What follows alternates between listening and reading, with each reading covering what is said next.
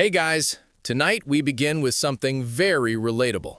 Sleep, or more accurately, how medieval people slept, which turns out to be far weirder than most of us could imagine.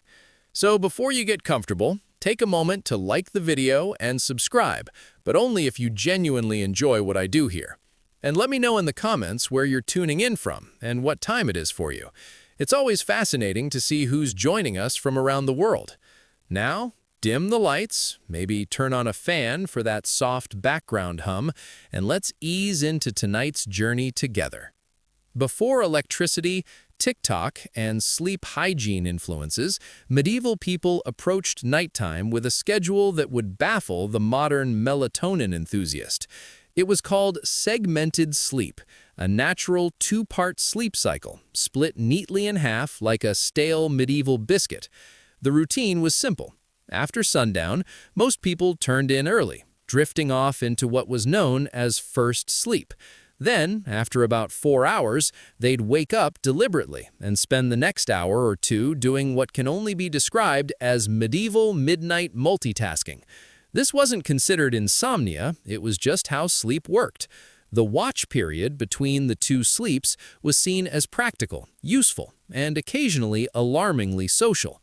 People used this time to pray, read religious texts, tend fires, or check their livestock, because nothing ruins your REM cycle like wondering if your goat is still in the yard. And yes, this was also considered the ideal time for intimacy. Medieval physicians and marriage manuals noted that the body was well rested and calm of mind during this period, which sounds like a polite way of saying too tired to argue. So if you ever thought you were romantic for waking up early to make your partner coffee, just know your ancestors were setting the bar very differently. The second sleep would follow this interlude, lasting until sunrise. Everyone from monks to farmers participated in this nightly rhythm. Even literary figures like Chaucer casually mentioned it, which means that yes, even in medieval literature, people were writing about not sleeping properly. Oddly enough, modern science has suggested that segmented sleep might actually be more natural for humans. The two-sleep cycle aligns with how our circadian rhythms work in the absence of artificial light. So the next time you find yourself wide awake at 2 a.m., don't panic, just whisper, "Ah yes, the watch has begun," and go tend a symbolic fireplace. It wasn't until the industrial era, with factories, gas lamps, and the growing fear of unproductivity, that humans began to enforce the idea of 8 uninterrupted hours, as though sleep were a timed sport. Now, you might think, well, the management must not have known. They couldn't have. But this is history. They almost certainly knew, yet they made it worse. Management actually discouraged ventilation in the dipping and drying rooms. Why? Because the phosphorus paste was thought to dry faster in stale, warm, chemical-laden air. Faster drying meant faster matchmaking, and faster matchmaking meant more money. If some girls felt a little unwell, well, that's just the unfortunate price of industrial innovation, isn't it? The girls themselves noticed something strange. Their clothes would glow in the dark after work. They would walk home through the gaslit streets, and their skin and hair would be phosphorescent. They jokingly called themselves the Matchgirls. This luminescence was almost poetic. It was ghostly. The other things they noticed were much less poetic. A strange, persistent, dull ache in the jaw. Their teeth would become loose.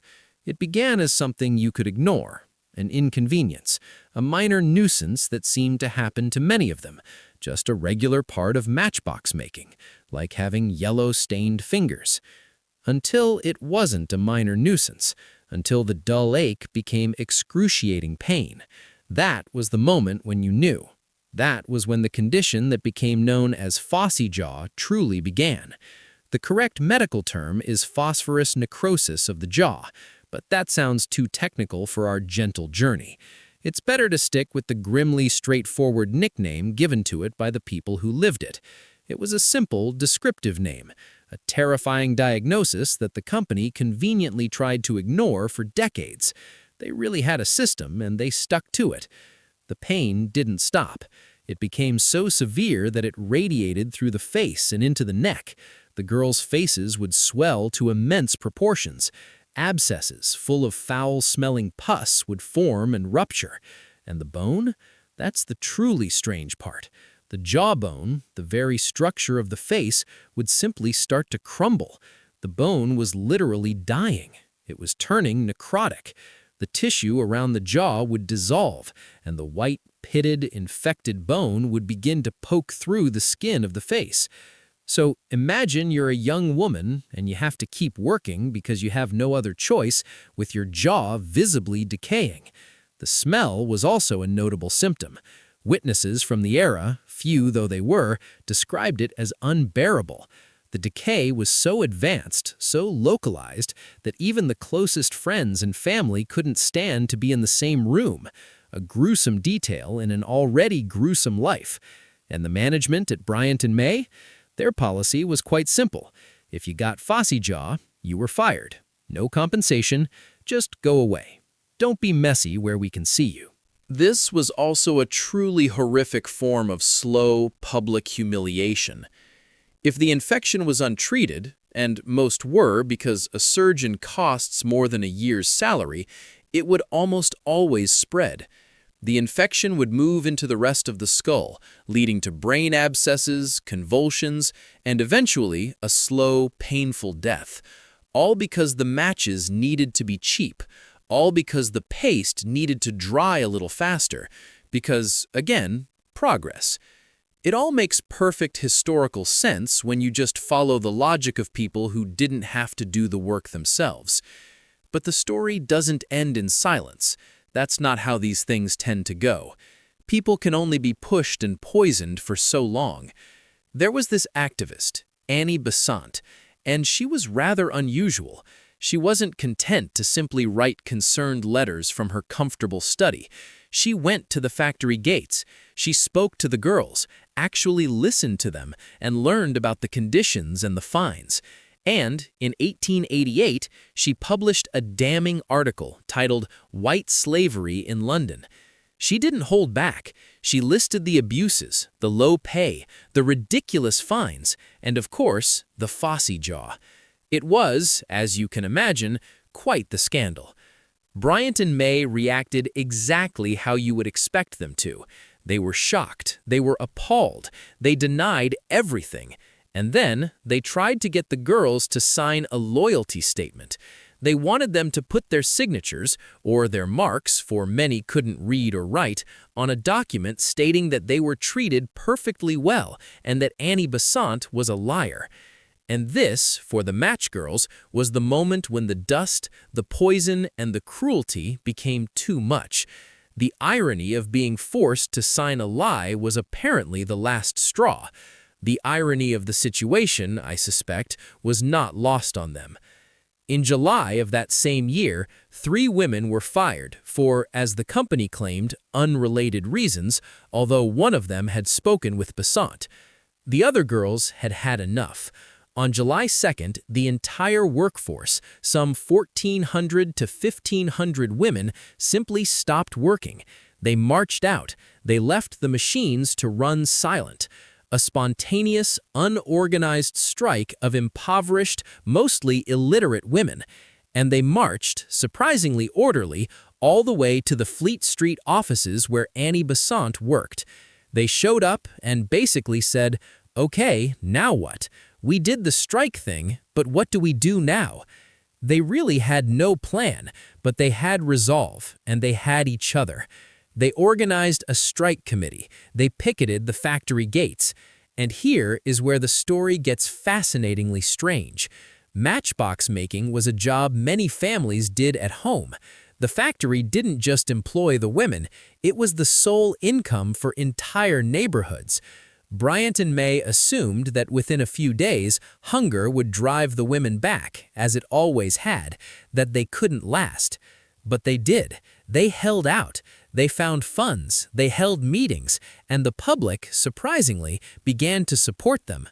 The strike was also an incredible public embarrassment for the company. They kept trying to make it about something else, or to insist everything was fine, while hundreds of women were standing outside, visible proof that it wasn't fine at all. For the first time, people were paying attention. They were seeing the glowing faces and the decaying jaws. It became harder and harder for the company to pretend this was just business as usual. And the girls, despite their lack of resources, remained organized and determined, which I suppose shows you that even a slightly sardonic historian must admit that people can be quite remarkable. After 2 long weeks, Bryant and May finally did the unthinkable. They surrendered. They actually gave in to the women's demands. Not all of them, of course, but some significant ones. The ridiculous fines were abolished, the deductor system was changed, and for the very first time, the women were allowed a dedicated dining room so they wouldn't have to keep eating phosphorus paste for lunch. The company also promised to employ a medical officer, whose primary job would presumably be to look at the jaws and say, "Yes, that is Phossy jaw. Off you go then." The strike was a massive victory. It led to the formation of the first female-led industrial trade union in the United Kingdom. These uneducated, impoverished, disposable factory workers had done something that men with organization and funds hadn't.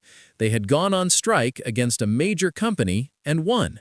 The fact that they survived, let alone succeeded, is a gentle testament to human resilience, even if the reason for their suffering was purely human greed. But the saddest part of the whole story is the aftermath. You would think the Phossy jaw situation would be resolved. It wasn't. White phosphorus was still cheap, and it still worked. Bryant and May kept using it.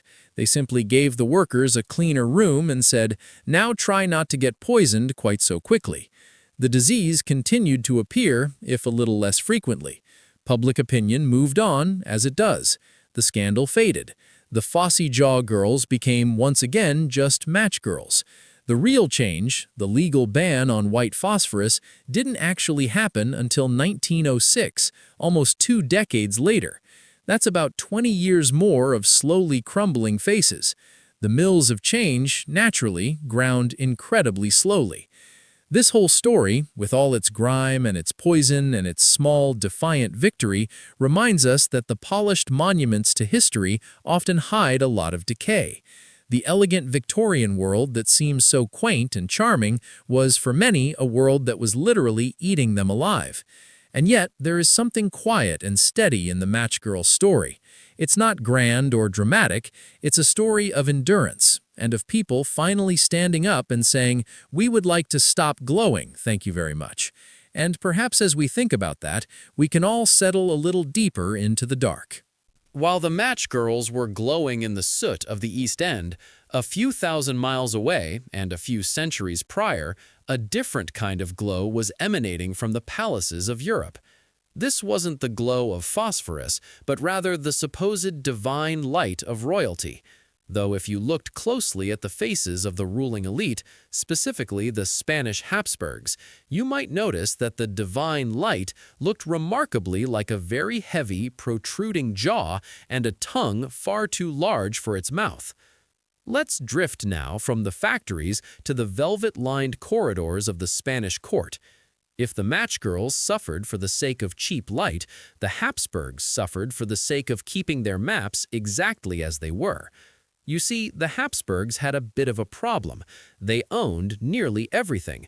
From the silver mines of Peru to the flatlands of the Netherlands, their signature was on every deed that mattered.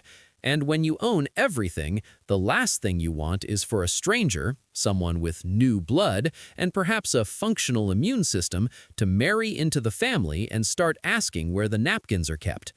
So, they came up with a very simple and ultimately catastrophic solution. They would only marry each other. It was a closed loop, a family tree that, instead of branching out like a healthy oak, began to look more like a very confused telephone pole.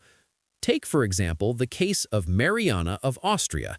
In 1649, she married her uncle, King Philip IV of Spain. Now, in the logic of 17th century power dynamics, this made perfect sense.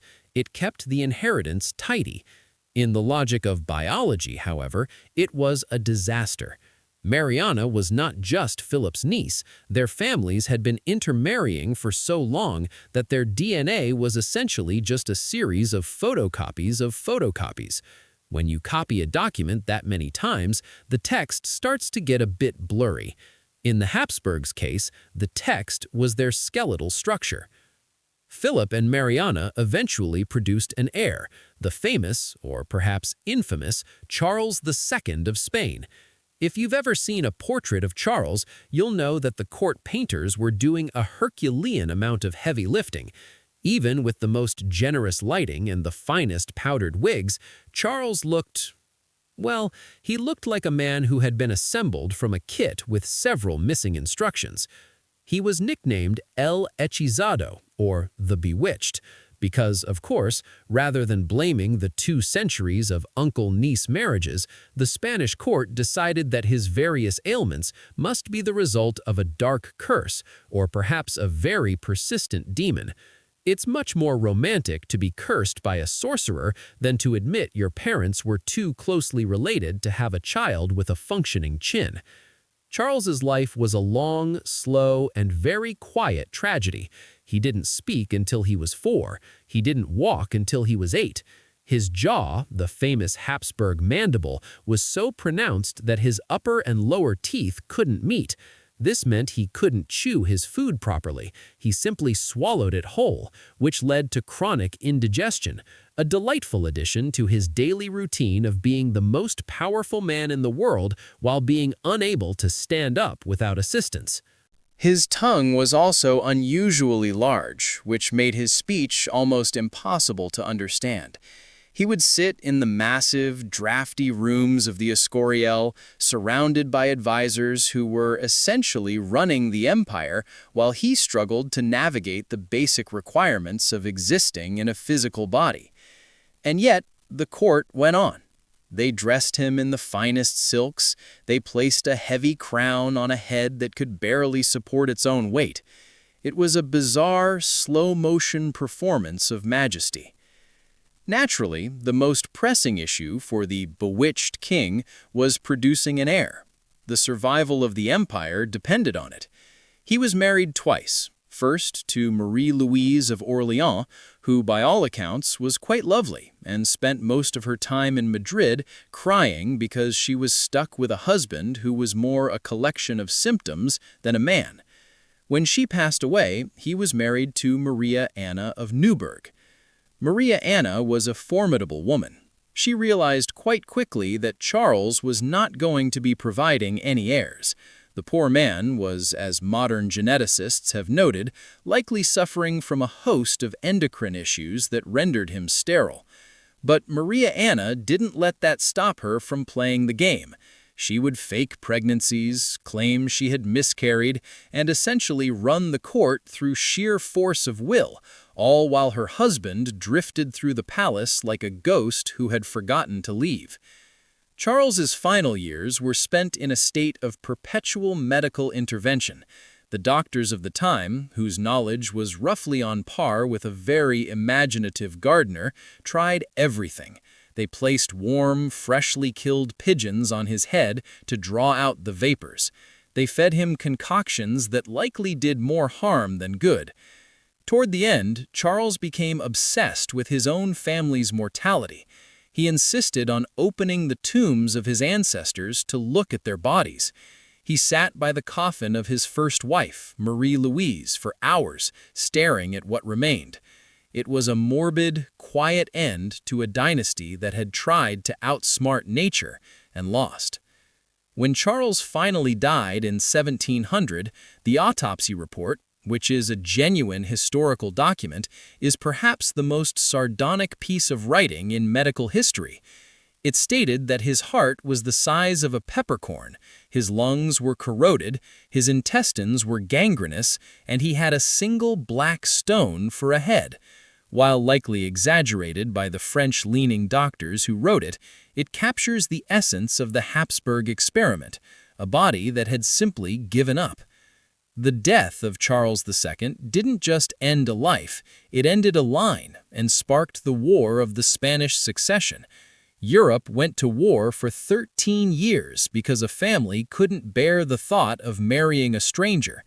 Thousands of people died on battlefields across the continent because one man's DNA was a closed loop.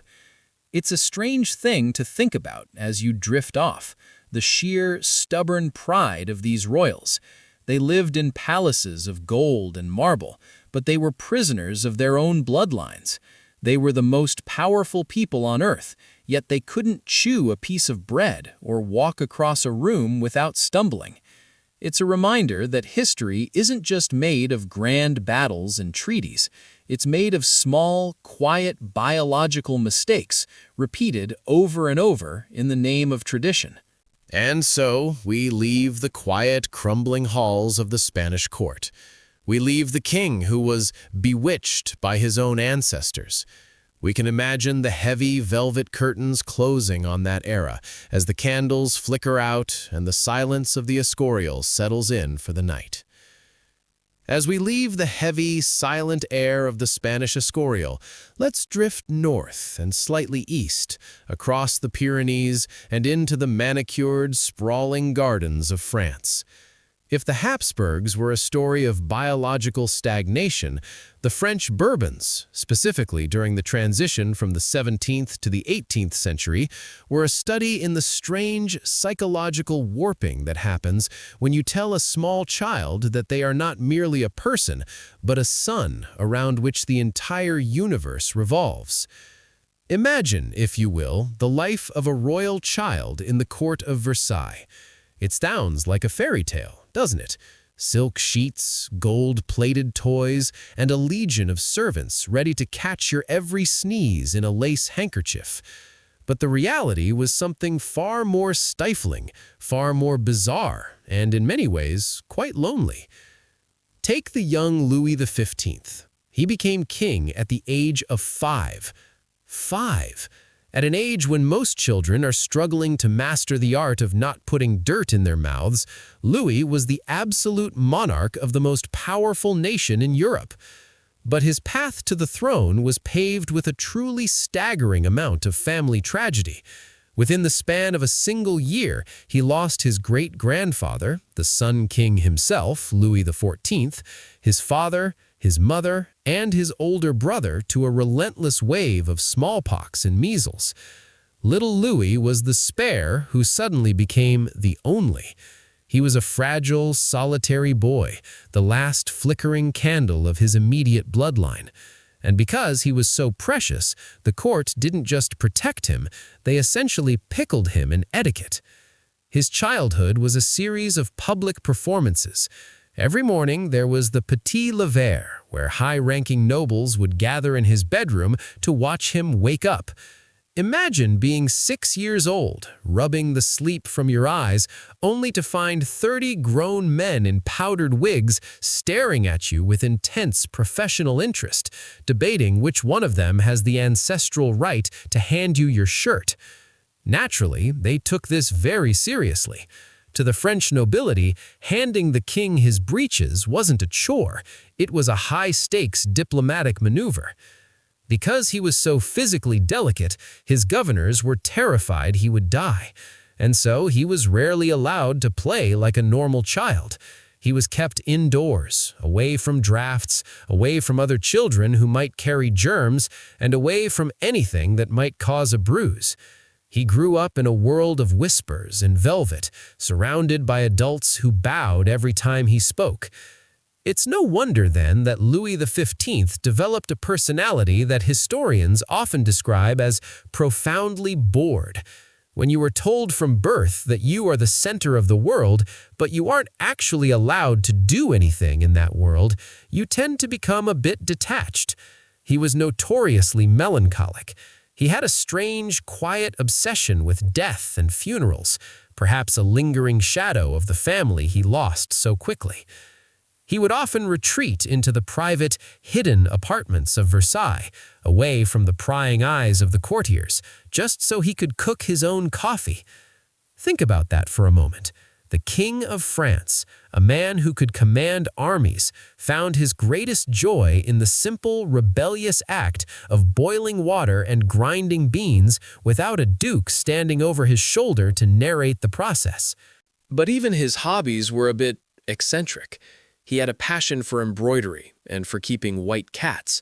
He would let these cats roam all over the priceless furniture of Versailles, and if a cat decided to sleep on a state document, the document stayed where it was, because, of course, the king's cat has more status than a mere minister. Then we have his successor, Louis XVI. If Louis XV was bored and detached, Louis XVI was simply painfully awkward. He was a shy, stout man who would have been perfectly happy as a middle-class locksmith. In fact, he spent hours in his private workshop, filing away at iron plates and designing complex locks.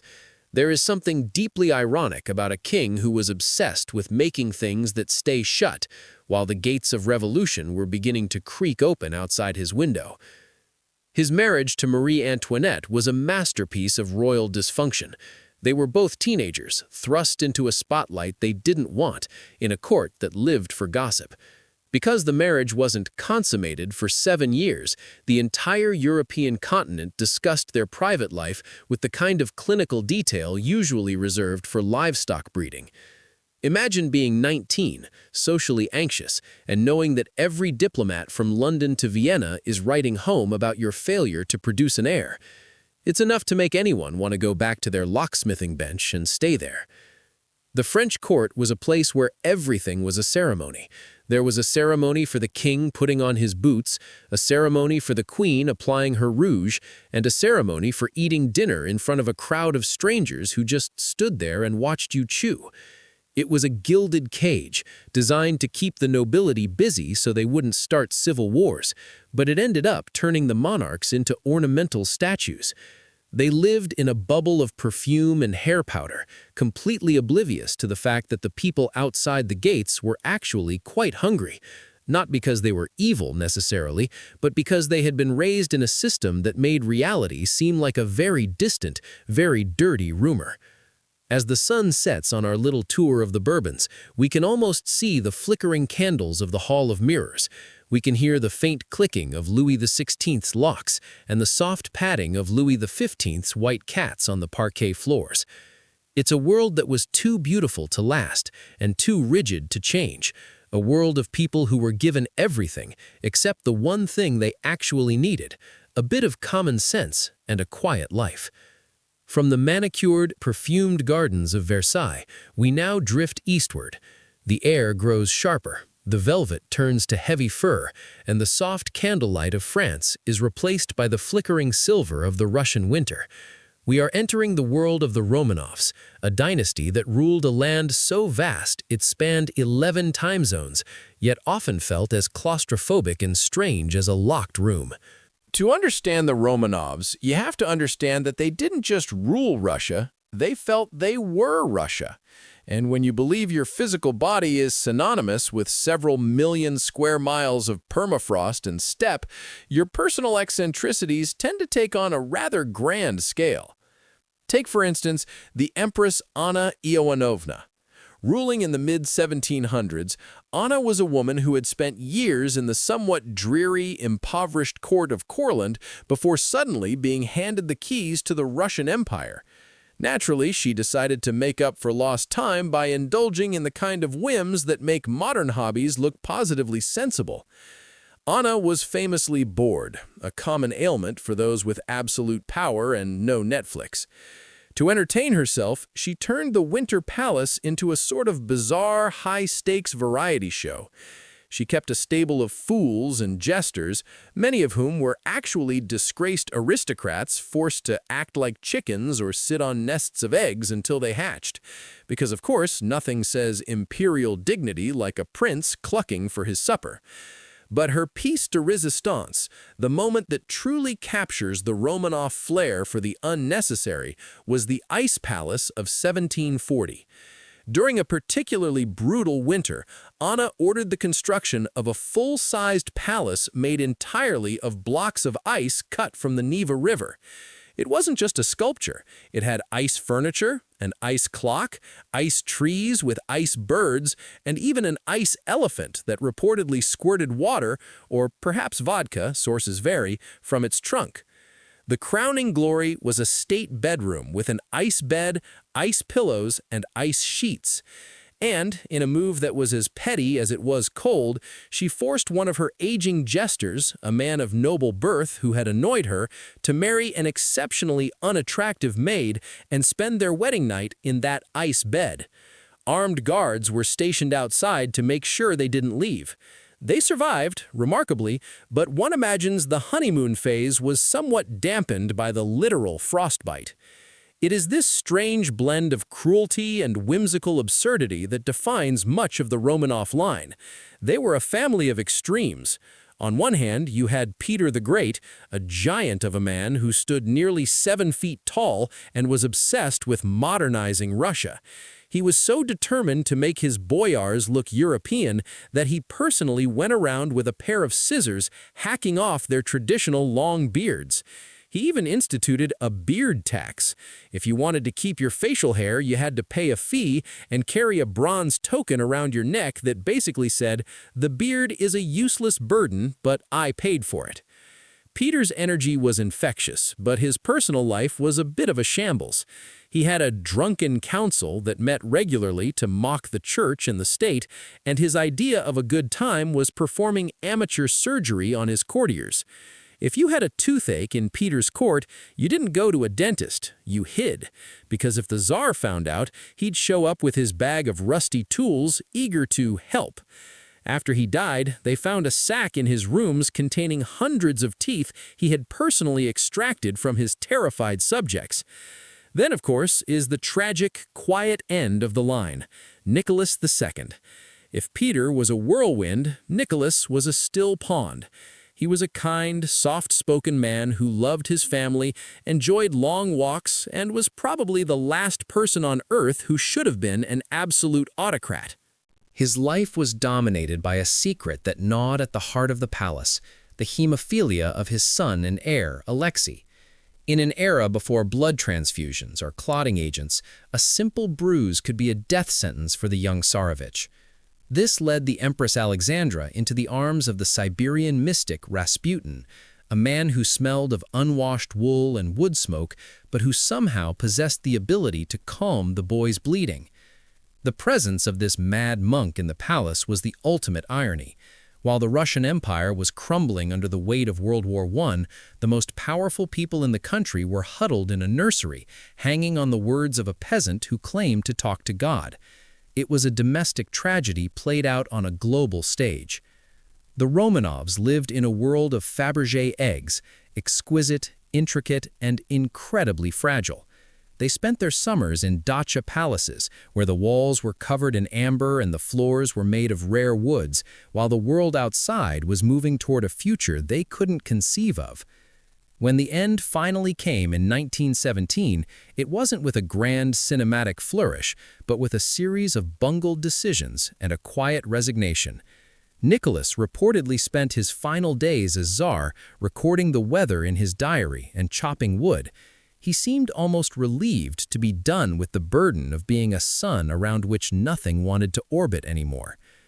As we leave the frozen spires of St. Petersburg behind, we can almost feel the chill of the Neva and hear the distant sound of an ice elephant's trunk.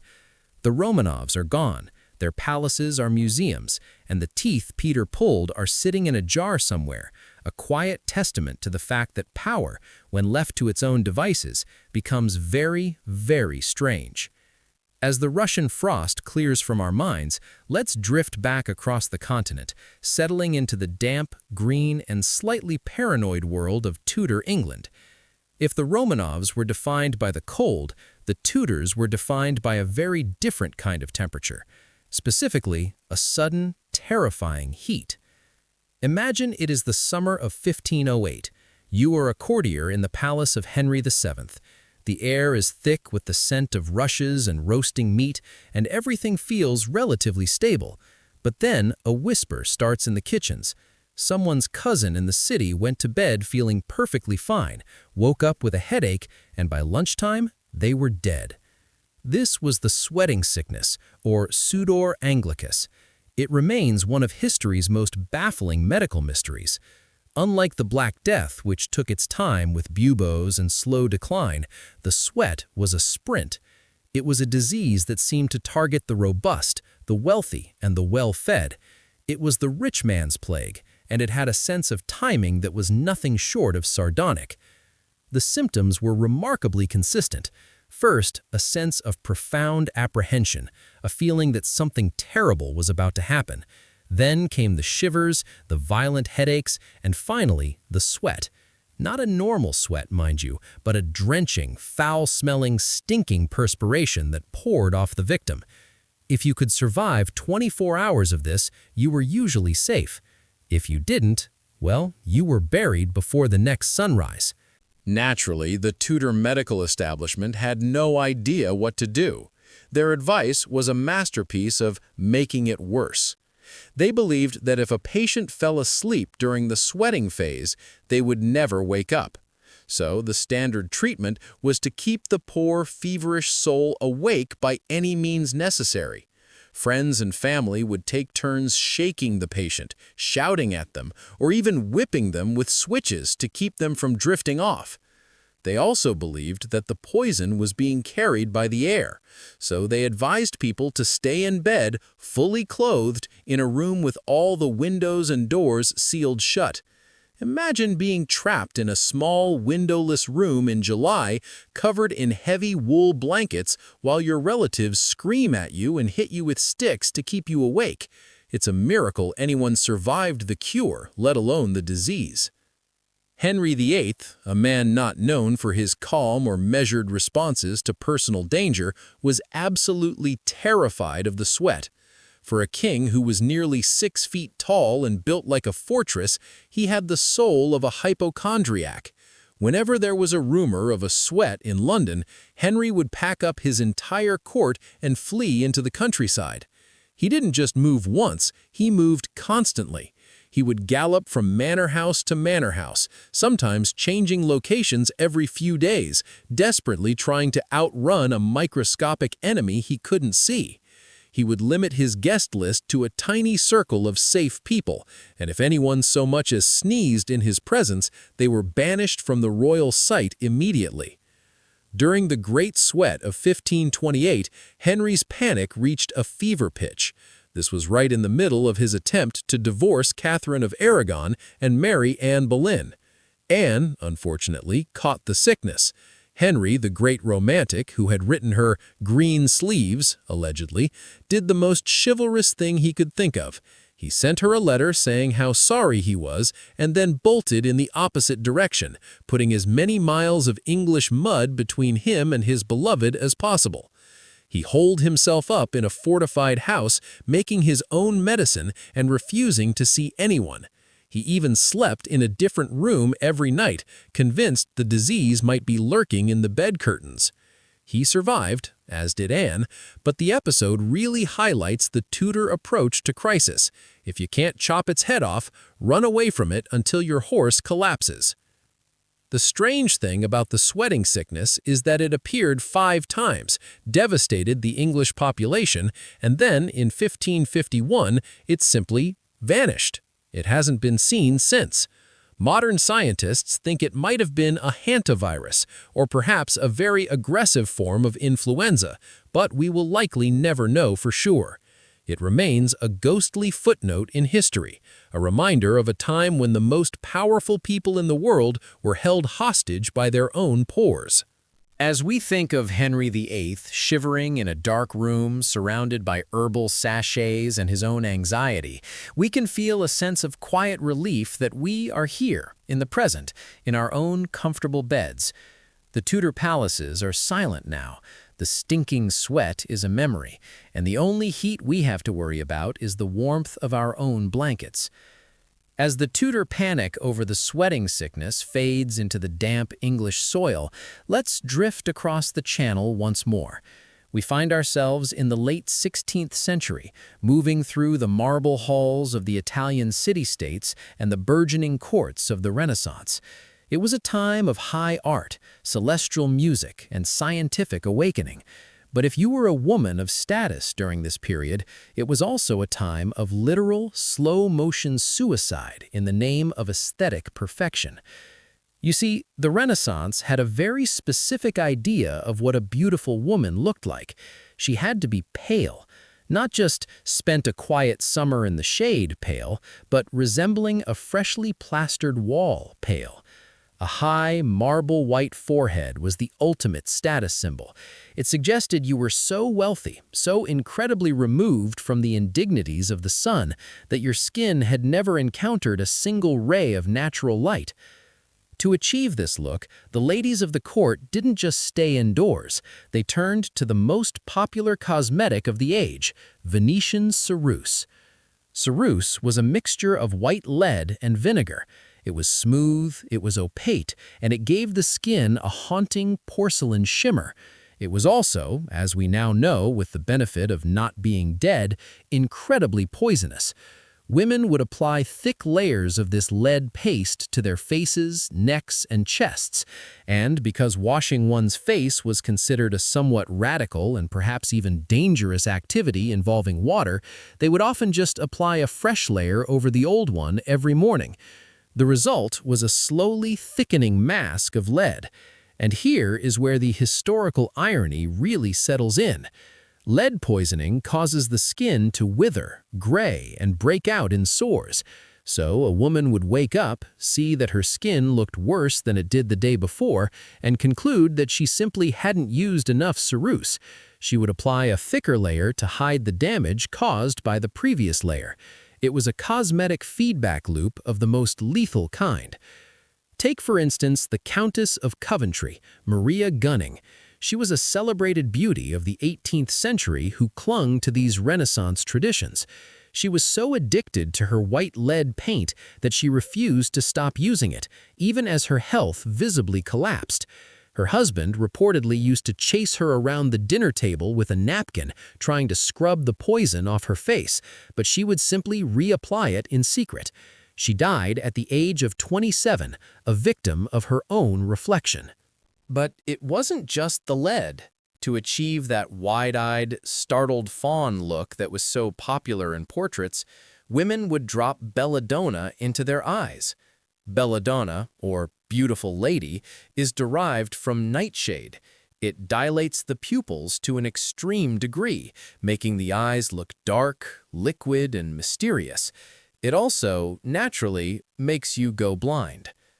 Imagine a Renaissance ballroom, a collection of the most powerful women in Europe, all of them wearing lead masks that were slowly rotting their teeth and hair, their pupils so dilated they couldn't see the person standing in front of them, and their foreheads plucked raw to make them look more intellectual. It wasn't a party, it was a brightly lit infirmary. The hair was another ordeal.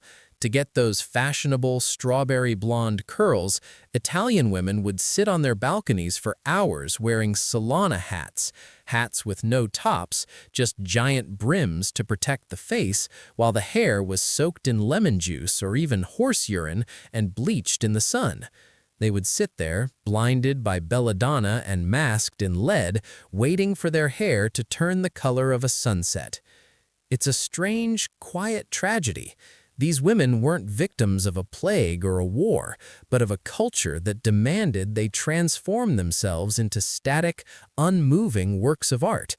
They were expected to be statues, and so they used the materials of statues, lead and stone, to decorate their own skin.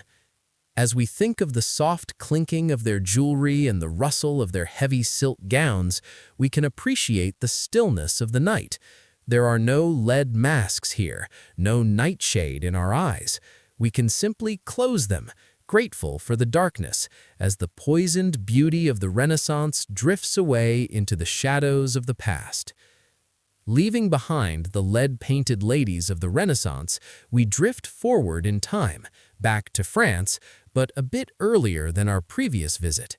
We are arriving at the height of the 17th century, the era of the most perfumed court in history. We are here to visit Louis XIV, the original Sun King, the man who built Versailles, and the man who, quite famously, almost never took a bath. There is a persistent myth that the people of the past were simply dirty because they didn't know any better, But the reality of the French court was far more deliberate. You see, the medical wisdom of the day suggested that water was a dangerous element. It was believed that hot water opened the pores of the skin, and once those pores were open, all manner of diseases, from the plague to a common chill, could simply stroll right in. Consequently, Louis XIV, the most powerful man in Europe, reportedly took only about 3 full baths in his entire adult life, and even those were supposedly performed on the advice of doctors who were treating him for specific ailments, and he likely didn't enjoy a single second of it. Instead of washing with water, the king and his courtiers practiced what they called dry washing. This involved rubbing the skin with a clean linen cloth and changing one's shirt multiple times a day. To the 17th century mind, the linen absorbed the impurities of the body. If your shirt was white and crisp, you were clean. What was happening under the shirt was, apparently, between you and God. But the Sun King's hygiene wasn't his only ripe quality. As he aged, his health became a matter of national security and, frankly, national comedy. Louis had a truly monumental appetite. He would consume vast quantities of pheasant, mutton, ragout, and fruit in a single sitting. Eventually, his teeth began to rot. His primary physician, a man named de Quin, who was surely doing his best, decided that the solution to the king's toothaches was to remove all of the teeth in his upper jaw. This was done without anesthesia, of course. During the procedure, the doctor accidentally broke a piece of the king's jawbone and ripped a hole in the roof of his mouth. For the rest of his life, whenever the Sun King drank wine or soup, it would occasionally travel up through the hole and exit through his nose. He took this with remarkable dignity, considering he was the literal representation of God on earth. Because of the hole in his palate and his lack of teeth, his digestion became complicated. He suffered from chronic, explosive gastrointestinal issues. His doctors, in their infinite 17th century wisdom, decided the best way to treat sluggishness was through constant purgatives and enemas. It is recorded that Louis XIV underwent thousands of these procedures during his reign. As he reached his final years, the Sun King was a man who had survived his children, his grandchildren, and nearly all his teeth. He lived in a palace that smelled of old musk and unwashed linen, ruling a kingdom that he had nearly bankrupted with his wars and his gardens. And yet, he remained the sun. He insisted on the same rigid etiquette until the very end, even when it took 4 men to help him stand up. As we think of the great halls of Versailles, we can imagine the scent of the orange blossoms in the gardens fighting a losing battle against the heavy human fog of the palace. We can hear the rustle of the linen shirts being changed for the 5th time today. It's a world of immense grandeur, built on a foundation of very humble, very messy human realities. We can let the image of the Sun King fade now, as he retreats behind his heavy bed curtains for the night. The palace is quiet, the perfume is settling, and we are safe in our own world of clean water and quiet air. As the heavy, musk-laden air of Versailles dissipates, let's drift across the Atlantic and fast forward to the late 1800s. We're leaving the palaces behind for the dusty, wind-swept badlands of the American West. But we aren't here for outlaws or gold miners. We're here for something much stranger. 2 middle-aged, highly educated Victorian gentlemen who hated each other so much they nearly destroyed the field of science just to prove a point. This was the era of the Bone Wars, a period of paleontological discovery that was less about the pursuit of knowledge and more about the pursuit of spite. The protagonists of our story are Edward Drinker Cope and Othniel Charles Marsh. Cope was a brilliant, wealthy, and somewhat impulsive Quaker from Philadelphia.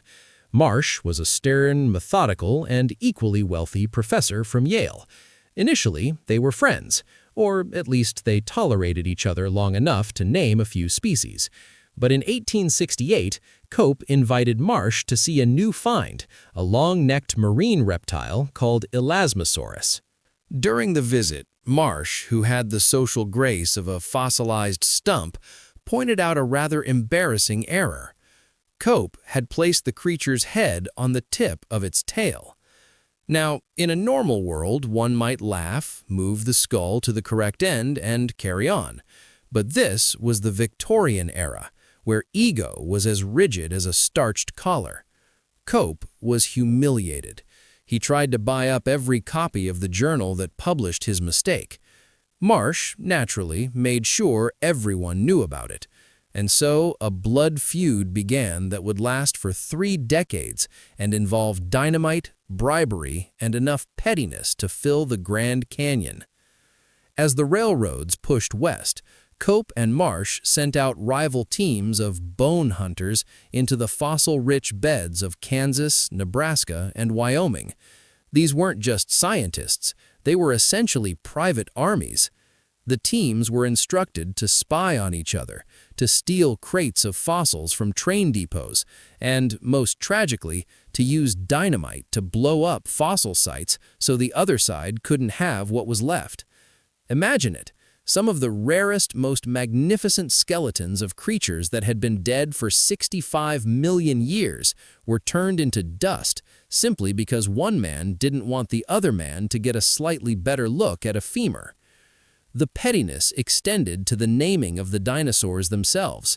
They raced to publish descriptions of new species, often working so fast they described the same dinosaur multiple times under different names. If Marsh found a brontosaurus, Cope would find something nearly identical and name it something else just to spite him. This is why, for over a century, the museum labels for many dinosaurs were a confusing mess of overlapping names and half-finished skeletons. They also took their fight to the newspapers. They wrote long, scathing letters to the public, accusing each other of plagiarism, incompetence, and scientific theft. It was the 19th century version of a Twitter feud played out in the pages of the New York Herald. But as the years went on, the cost of the war began to show. Both men poured their entire fortunes into their rivalry. Cope, the impulsive Quaker, eventually lost his money in bad mining investments and ended up living in a small apartment surrounded by stacks of fossil crates and a very grumpy pet tortoise. Marsh, despite his Yale connections, became increasingly isolated and paranoid, convinced that Cope's spies were hiding in every museum basement. The most bizarre moment of their feud happened near the end of Cope's life. In 1897, knowing he was dying, Cope issued one final challenge to Marsh. He donated his body to science and requested that his brain be weighed, challenging Marsh to do the same so it could be proven once and for all who had the larger and therefore superior mind. Marsh, perhaps realizing that there was no way to win a contest of brain weighing without also being dead, declined the challenge. When the dust finally settled, both men were gone, their fortunes spent and their reputations tarnished. But between them, they had discovered over 130 new species of dinosaurs, including favorites like Triceratops, Stegosaurus, and Allosaurus. They had essentially invented the American obsession with dinosaurs through sheer, unadulterated hatred. As we think of the quiet museums where these skeletons now stand, lit by soft spotlights and visited by whispering children, we can appreciate the irony.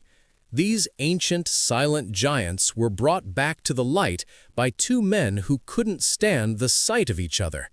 The dinosaurs survived the extinction of their species, only to become the ammunition in a very human war of egos. We can leave the dusty plains of the West now. The dynamite has long since stopped echoing. The bones are safe in their glass cases, and we are safe in the quiet of the night. As we leave the dusty bone fields of the American West, we drift back across the Atlantic, floating through time to the 1770s. We find ourselves in the coffee houses and theaters of London. But we aren't looking for poets or politicians tonight. We are looking for the Macaronis, a group of young men who took the concept of fashion and pushed it so far into the realm of the ridiculous that it eventually fell off the other side. Now, when we hear the word macaroni today, we think of a short, curved pasta, but in the 1700s, it was the term for a young British gentleman who had traveled to Italy on his grand tour and returned with a very expensive, very flamboyant, and very un-British set of tastes. They were the original hipsters of the Georgian era, and they were, by all accounts, quite a sight to behold. The hallmark of a macaroni was his wig. In a time when everyone wore wigs, the macaroni decided that more was definitely better. They wore towering, beehive-like hairpieces that could stand 2 or 3 feet tall. Atop these precarious mountains of white powder sat a tiny ornamental hat known as a nivernois that was purely decorative, as it was physically impossible to actually wear it on one's head. Naturally, these wigs created certain logistical hurdles. To keep the hair in place, it was slathered in animal fat and then coated in heavy flour or starch. This made the macaronis particularly attractive to the local London mouse population. It wasn't uncommon for a gentleman to be sitting at the opera only to realize that a small family of rodents had taken up residence in his coiffure. Because the wigs were so tall, these young men had to change the way they moved. They couldn't walk through standard doors without stooping, and they certainly couldn't sit in a carriage without sticking their heads out of the window. They carried long walking sticks adorned with silk tassels, which they used not for walking, but for pointing at things they found vulgar. And their clothes? They were a riot of pastel silks, floral embroidery, and lace. They wore waistcoats so tight they could barely breathe, and breeches that were skin-tight to the point of being a medical concern. They spoke in a strange, affected lisp, peppered with Italian phrases they probably didn't fully understand, and they carried tiny, gold-handled smelling salts to help them cope with the vile odors of the common people. The public, of course, found them hilarious. This is where the song Yankee Doodle comes from. When the lyrics say he stuck a feather in his cap and called it macaroni, it wasn't a compliment. The British were mocking the American colonists, suggesting they were so unsophisticated that they thought sticking a single feather in a hat made them the height of European high fashion. As we think of the quiet museums where these skeletons now stand, lit by soft spotlights and visited by whispering children, we can appreciate the irony. These ancient, silent giants were brought back to the light by 2 men who couldn't stand the sight of each other. The dinosaurs survived the extinction of their species, only to become the ammunition in a very human war of egos. We can leave the dusty plains of the West now. The dynamite has long since stopped echoing. The bones are safe in their glass cases, and we are safe in the quiet of the night. As we leave the dusty bone fields of the American West, we drift back across the Atlantic, floating through time to the 1770s. We find ourselves in the coffee houses and theaters of London. But we aren't looking for poets or politicians tonight. We are looking for the Macaronis, a group of young men who took the concept of fashion and pushed it so far into the realm of the ridiculous that it eventually fell off the other side. Now, when we hear the word macaroni today, we think of a short, curved pasta. But in the 1700s, it was the term for a young British gentleman who had traveled to Italy on his grand tour and returned with a very expensive, very flamboyant, and very un-British set of tastes. They were the original hipsters of the Georgian era, and they were, by all accounts, quite a sight to behold. The hallmark of a macaroni was his wig. In a time when everyone wore wigs, the macaroni decided that more was definitely better. They wore towering, beehive-like hairpieces that could stand 2 or 3 feet tall. Atop these precarious mountains of white powder sat a tiny, ornamental hat known as a nivernois that was purely decorative, as it was physically impossible to actually wear it on one's head. Naturally, these wigs created certain logistical hurdles. To keep the hair in place, it was slathered in animal fat and then coated in heavy flour or starch. This made the macaronis particularly attractive to the local London mouse population.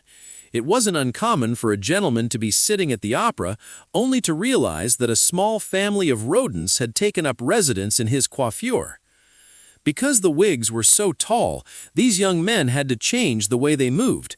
They couldn't walk through standard doors without stooping, and they certainly couldn't sit in a carriage without sticking their heads out of the window. They carried long walking sticks adorned with silk tassels, which they used not for walking, but for pointing at things they found vulgar. And their clothes? They were a riot of pastel silks, floral embroidery, and lace. They wore waistcoats so tight they could barely breathe, and breeches that were skin-tight to the point of being a medical concern. They spoke in a strange, affected lisp, peppered with Italian phrases they probably didn't fully understand, and they carried tiny gold-handled smelling salts to help them cope with the vile odors of the common people. The public, of course, found them hilarious. This is where the song Yankee Doodle comes from. When the lyrics say he stuck a feather in his cap and called it macaroni, it wasn't a compliment. The British were mocking the American colonists, suggesting they were so unsophisticated that thinking sticking a single feather in a hat made them the height of European high fashion. These historians were independent. Even the king wasn't allowed to read what they wrote. There is a famous story about King Taejong, who fell off his horse during a hunt.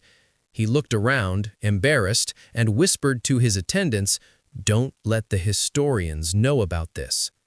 Naturally, the historian recorded that the king fell off his horse, and then he recorded that the king asked him not to record it. There was no escape. The king was a prisoner of his own future reputation. Because the kingdom was so isolated, the court became a pressure cooker of petty feuds and scholarly debates. The nobility would spend years, literally years, arguing about the rights controversy. This wasn't an argument about taxes or defense, it was an argument about how long the king's stepmother should wear mourning clothes after a certain royal death. Was it 1 year? Was it 3 years? This debate led to political purges, exiles, and several ruined careers.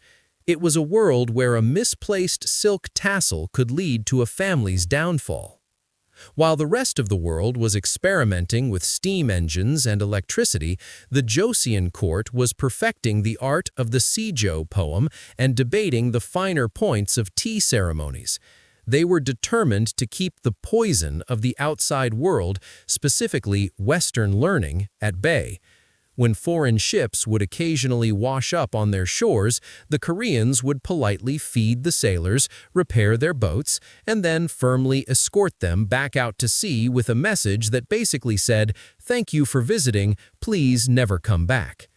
But even a hermit kingdom can't stay hidden forever. The 19th century was a time when the great powers were banging on every door they could find. The Americans, the French, and the Japanese all tried to crack the shell of Korea. The regent at the time, the Hungsan Daewon-gun, a man with a formidable mustache and an even more formidable temper, responded by building more forts and issuing even stricter decrees against foreigners. He even put up stone monuments across the country that read, "Western barbarians attack. Not to fight is to settle for peace. To settle for peace is to sell out the country." He was, if nothing else, a man of his word. The tragedy of the Hermit Kingdom was that its devotion to the past made it incredibly vulnerable to the future. The royal family lived in a dream of ancient wisdom, while the world outside was arming itself with steel. When the walls finally did come down at the end of the century, the transition was jarring and often violent. But for a long time, in the quiet courtyards of the Gyeongbokgung Palace, the only sound was the scratching of the historian's brush and the rustle of silk robes. It was a world that valued stability above all else, a world that wanted to stop the clock and live forever in a perfect, unchanging afternoon. As we think of the white-clad scholars of Joseon sitting in their gardens and contemplating the moon, we can feel that same sense of stillness. The Hermit Kingdom is gone, replaced by a neon-lit modern world, but the quiet of those ancient courtyards still lingers in the shadows of history. We can close our eyes now, drifting away from the towers of Seoul and back into the soft, velvet dark. The historians have finished their scrolls for the night. The king has bowed to his mother, and we are safe in our own time, where the only thing we have to record is the gentle rhythm of our own breathing. As the quiet courtyards of the Joseon dynasty fade into the mist, let's drift back to Europe, but not to the palaces of kings or the huts of the poor. Tonight, we're settling into the candlelit, slightly cramped music rooms of the 18th and 19th centuries. We are here to witness the pettiness of the musical elite. It's often assumed that the great composers were ethereal beings who lived entirely in a world of divine inspiration. But if you look at their letters and the accounts of their contemporaries, you'll find that they were frequently grumpy, highly competitive, and remarkably prone to holding grudges over things like the quality of a harpsichord or the size of a rival's wig. Take, for example, the legendary rivalry between George Friedrich Handel and Giovanni Bononcini in London. It was the 1720s, and London society was obsessed with Italian opera. The city was divided into two camps, those who supported the German-born Handel and those who championed the Italian Bononcini. It wasn't just a difference in musical taste, it was a social war. The fans of each composer would show up to the theater specifically to hiss at the rival's work. The satirist John Byrom famously wrote a poem about it, coining the phrase Tweedledum and Tweedledee to describe the two men. To the public, the differences were microscopic, but to the composers, it was a battle for the soul of music.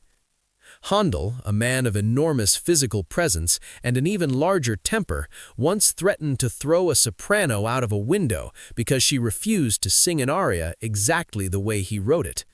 Bononcini, meanwhile, eventually had to leave London in disgrace after he was caught in a plagiarism scandal, the 18th century equivalent of being cancelled. He had claimed a piece by a minor Italian composer as his own, and Handel's supporters made sure the shame was loud and permanent. Then we have the case of Wolfgang Amadeus Mozart. In popular culture, thanks to the movie Amadeus, we see him as a victim of the jealous Antonia Salieri. While that specific rivalry was largely a fictional invention, Mozart was in fact incredibly catty about his fellow musicians. In his private letters to his father, Mozart didn't hold back. He described Muzio Clementi, one of the most respected pianists of the era, as a mere mechanicus with not a kreuzer's worth of feeling. He called another composer a clown and dismissed an entire city's musical output as rubbish. Mozart was a genius, certainly, but he was also a young man who knew he was the smartest person in the room and found it physically painful when anyone else received applause. But perhaps the most brooding, low-energy feud in music history belongs to Johann Brahms and Richard Wagner. This was the War of the Romantics. It split the musical world of the 19th century. Wagner was the flashy, dramatic revolutionary who believed music should be a grand theatrical spectacle. He lived in a house he named Wahnfried, which translates roughly to peace from madness, and traveled with a personal valet whose only job was to perfume his silk dressing gowns. Brahms, on the other hand, was a traditionalist. He was a man who lived in a modest apartment, wore clothes that were often a bit too small for him, and spent his time obsessing over the mathematical structure of symphonies. He was the grumpy old man of music before he was even 40. The two camps despised each other. Wagner's supporters called Brahms's music mummified, suggesting it belonged in a museum rather than a concert hall. Brahms's supporters retaliated by calling Wagner's operas monstrous and chaotic. Brahms himself mostly stayed out of the public shouting matches, preferring to deliver his insults with a dry, sardonic wit. When he was told that a certain composer's music was intended for posterity, Brahms reportedly replied, "Then I hope it reaches its destination as soon as possible." It's a strange thing to consider that the soaring, beautiful melodies we use today to relax or study were born out of such intense, petty irritation. These men were creating monuments of sound while simultaneously worrying that their rival's opera was 10 minutes longer than theirs, or that someone had used a chord they didn't approve of. As we listen to the phantom notes of a harpsichord drifting through the dark, we can appreciate the human side of genius. These weren't statues in a park, they were people who got frustrated, who felt overlooked, and who occasionally wanted to throw a soprano out of a window. The candles have burned down to the wicks now. The music has faded into the silence of the night. We can let the rivalries of the past go as we drift deeper into our own quiet symphony of sleep. Leaving the delicate notes of the harpsichord behind, we drift back to London, but the air has changed.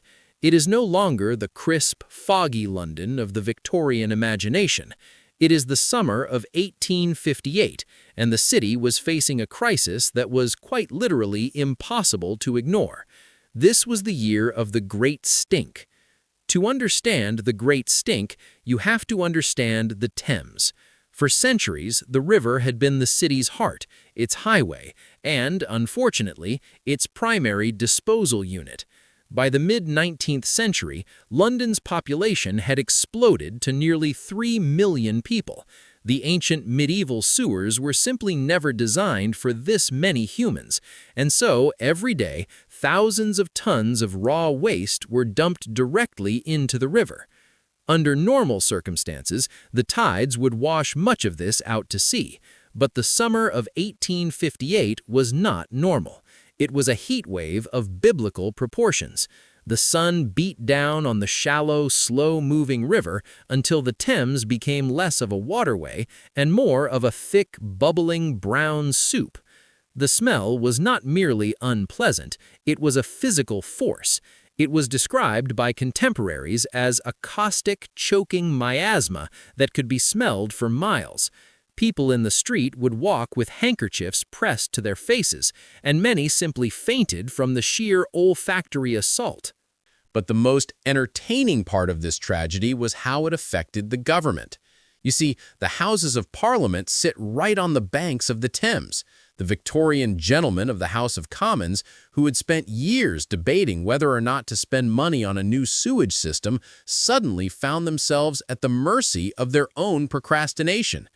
The windows of Parliament had to be draped in heavy curtains soaked in chloride of lime to neutralize the stench. It didn't work.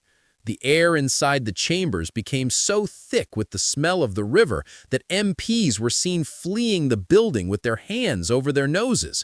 One official report noted that a committee meeting had to be abandoned because the members were visibly turning green. The Prime Minister at the time, Benjamin Disraeli, described the river as a Stygian pool, reeking with ineffable and unbearable horror. For the first time in history, the British government was being moved to action not by policy or protest, but by their own sense of smell. They realized that if they didn't do something, they would quite literally be unable to govern. In a rare display of legislative speed, mostly because they all wanted to go home and wash, Parliament passed a bill in just 18 days to fund a massive overhaul of the city's sewers. They handed the project to a brilliant, albeit somewhat obsessive, engineer named Joseph Bazalgette. Bazalgette was a man of the Victorian age through and through. He didn't just build a sewer, he built an underground cathedral. He constructed 82 miles of intercepting sewers and over 1,100 miles of street sewers. He used 318 million bricks. And, in a stroke of genius that saved London a century later, he looked at the projected population growth, calculated how big the pipes needed to be, and then said, "No, let's double the size." Because of Bazalgette's foresight, London didn't have another great stink. He essentially invented the modern city by moving the mess where no one had to see or smell it. It was a monumental feat of engineering, born out of a moment of absolute disgusting necessity. There is something profoundly human about the Great Stink.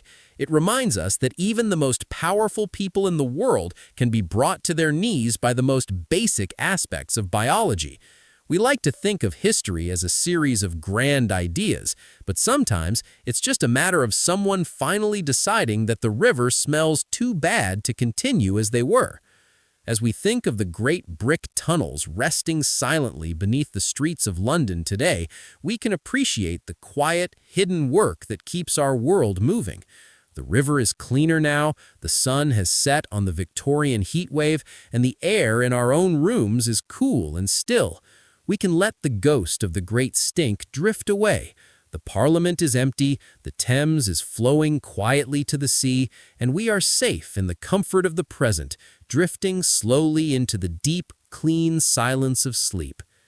As we leave the subterranean brickwork of Victorian London, we drift out toward the Atlantic, following the scent of salt air and aging timber.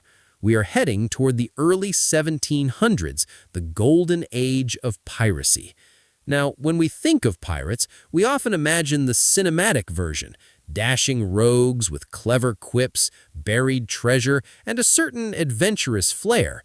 But the historical reality of being a pirate was less about swashbuckling and more about enduring a very specific, very damp kind of misery.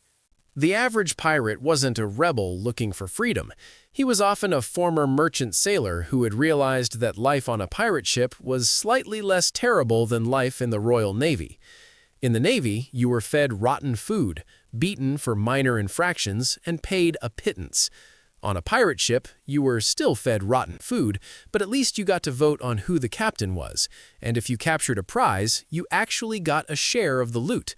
It was, in its own strange way, the most democratic society on Earth at the time, run by people who hadn't bathed in 6 months. The daily life of a pirate was a study in profound boredom, punctuated by moments of extreme terror. Most of their time was spent simply waiting for a sail to appear on the horizon, waiting for the wind to change, and most importantly, waiting for lunch. Food at sea was a tragedy in 3 acts. The staple was hardtack, a biscuit made of flour and water that was baked so hard it could break a tooth. To eat it, sailors usually had to soak it in grog or coffee. But the real problem wasn't the hardness, it was the roommates. Hardtack was almost always infested with weevils. The seasoned pirates had a trick. They would tap the biscuit on the table to make the weevils crawl out before taking a bite. Some preferred to eat in the dark so they didn't have to see what they were consuming. It's a very particular kind of stoicism to decide that crunchy is just a texture, not a warning. Then there was the scurvy. Without fresh fruit or vegetables, a pirate's body would literally begin to fall apart. Old wounds would reopen, teeth would fall out. It was a slow, terrifying dissolution of the self. This is why, when pirates did capture a merchant ship, they weren't just looking for gold. They were looking for lemons, limes, and, oddly enough, clean laundry. And what about the treasure? The idea of burying gold on a desert island is almost entirely a fictional invention by Robert Louis Stevenson. Most treasure was incredibly boring. Pirates usually captured cargoes of cloth, tobacco, sugar, or timber. You can't exactly bury a ton of wet timber and expect to retire on it later. They would sell these goods to unscrupulous merchants in pirate nests like Nassau, and then spend the money as quickly as possible on rum and gambling. They knew their life expectancy was measured in months, not years, so they lived with a desperate, frantic energy. The violence, too, was often more about theater than actual fighting. Most merchant ships would surrender the moment they saw the Jolly Roger. Pirates used their terrifying reputation as a labor-saving device. If you could scare a crew into giving up without firing a shot, you didn't have to worry about repairing your own ship afterward. They were masters of branding. Blackbeard, for example, would weave slow-burning fuses into his beard and light them before a battle, so he appeared to be wreathed in smoke like a demon. It was incredibly effective, though likely quite singeing for his facial hair. But the end was almost always the same. The Golden Age only lasted about 10 years. The authorities eventually grew tired of the disruption to trade, and the Royal Navy began a systematic campaign of judicial gardening, weeding the pirates out of the Caribbean. Most pirates ended their careers on a gallows in a place like Port Royal or London's execution dock. Their bodies were often placed in iron cages called gibbets and left to hang by the river as a warning to other sailors. It was a grim, silent finale to a life that had been anything but quiet. As we think of the white sand beaches and the turquoise water of the Caribbean today, we can imagine the phantom creak of a wooden hull and the snap of a black sail in the wind. The pirates are gone, their stories turned into legends, and the hardtack has long since turned to dust. We can let the ocean waves lull us now. The sea is vast and indifferent, the horizon is empty, and we are safe on dry land, tucked into the soft, steady rhythm of the night. Part 14. The Last Night and the Most Elaborate Exit in History. As the pirate ships sink beneath the waves of the Caribbean, let's drift back to the heart of Europe, to the year 1519. We are visiting the bedside of Holy Roman Emperor Maximilian I. He was a man who lived his life as if he were the protagonist of a chivalric romance, an archaic, armored figure caught in the gears of the fast-approaching modern world. They called him the Last Knight, and true to his name, he made sure his departure from the stage was as dramatic and slightly bizarre as his reign. Maximilian was obsessed with legacy. He was a Habsburg, after all, and as we've seen, that particular family took their family tree very, very seriously. But Maximilian didn't just want to be remembered, he wanted to be unavoidable. He spent much of his life commissioning massive woodcut prints, epic poems about his own fictional exploits, and a tomb so enormous it eventually required its own church in Innsbruck. But as he felt his end approaching, his thoughts turned from the grand to the strangely humble, or at least his version of humble. For the last 4 years of his life, Maximilian traveled everywhere with his coffin. Yes, everywhere. Whether he was attending a diplomatic summit or going on a hunting trip, the imperial casket was right there in the baggage train. He would occasionally open it to inspect the craftsmanship, perhaps making sure the lining was up to the standards of an emperor who had spent his life in the finest plate armor. It's a very particular kind of houseguest, a constant wooden reminder that the party is almost over. When he finally passed away, his funeral instructions were a masterpiece of late medieval psychological drama. He ordered that his hair be cut off and his teeth be knocked out and burnt in his presence. He wanted to be stripped of all imperial regalia, no crowns, no scepters, no velvet. Instead, he commanded that his body be whipped, covered in ash and lime, and wrapped in coarse linen. He wanted to be buried not in a grand cathedral vault, but under the altar steps of his chapel in Wiener Neustadt, so that the priest would literally step on his chest every time he performed Mass. He wanted the world to see that the Last Knight was in the end just a man of dust. But here is the sardonic twist that history loves to provide. While Maximilian wanted to be buried in that humble spot, he had already spent decades and a small fortune on that other tomb in Innsbruck, the one with 28 giant bronze statues of his ancestors and heroes, including King Arthur, because if you're a Habsburg, you can simply decide you're related to mythical British kings. The result? His body is in the humble grave under the steps, but his massive, empty cenotaph in Innsbruck is what everyone actually goes to see. He managed to be both a humble penitent and a megalomaniac at the very same time. Maximilian's life was a bridge between two worlds. He was a man who loved the joust and the heavy lance, but he was also the man who pioneered the use of gunpowder and massive infantry formations. He was a Renaissance prince who still believed in dragons. He was a walking contradiction in a steel breastplate. And so we leave him there, resting under the feet of the priests, while his bronze ancestors stand guard over an empty box in the mountains. The last knight has finally hung up his armor. The world he knew, of heraldry and chivalry, was already fading into the smoke of the first cannons. We can feel that same sense of closure now. The heavy armor has been put away. The iron visors are closed. The tapestries are still. We are safe in our own time, where the only legacy we have to worry about is a good night's sleep. The candles are low. The stone floors of the chapel are cool, and we are drifting away from the knights and the emperors into the soft, silent peace of the dark. Part 15. The Unlucky Expedition of the HMS Terror and Erebus.